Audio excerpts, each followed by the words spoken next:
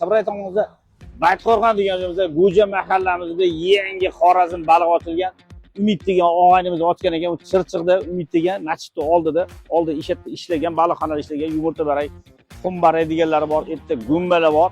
O'sha Umid degan nomerali Xorazmdan baliq olib keladigan ukamizni Umidjon bilan hozir mashq ko'chgan ekan Baytqo'rg'onga, Go'ja mahallamizda katta ko'chaning yuzida. Mana Umid ukamiz ham o'zi ham kelyapti. Umidbek, assalomu alaykum. Assalomu. Mana shu Umidni qidirib yurgan og'aynilari bo'lsa, muxlislari bo'lsa, Umidbek hozir mana Baytqo'rg'onga kelgan Go'ja mahallamizda ishlarda yangi baliqlarni ham ko'rsatamiz. Katta Umidaga.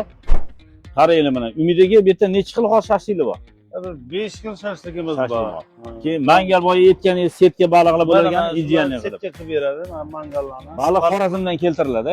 Garantiyli baliq. 100%. Undan tashqari qanaqa ovqatlarimiz bor? Xorazmcha taomlarimiz. Baray bor, qo'tir baray bor, jiz bor, tushunka bor, cho'poncha bor, qapshirma bor. Oilaviy banketlar o'tiradigan joy bor. Zo'r, kechqurun ertalabdan nechagacha ishlaymiz? Soat 10 dan kechqurungi soat 11 gacha ishlaymiz. 11 gacha. Dastavka qanaqa? Masalan, buyurtma qilsak, telefon qilsak, balig'i yetkazib bera olasiz. Ha, yetkazib oladi. Baliq Xorazm balig'i haftasiga necha marta keladi?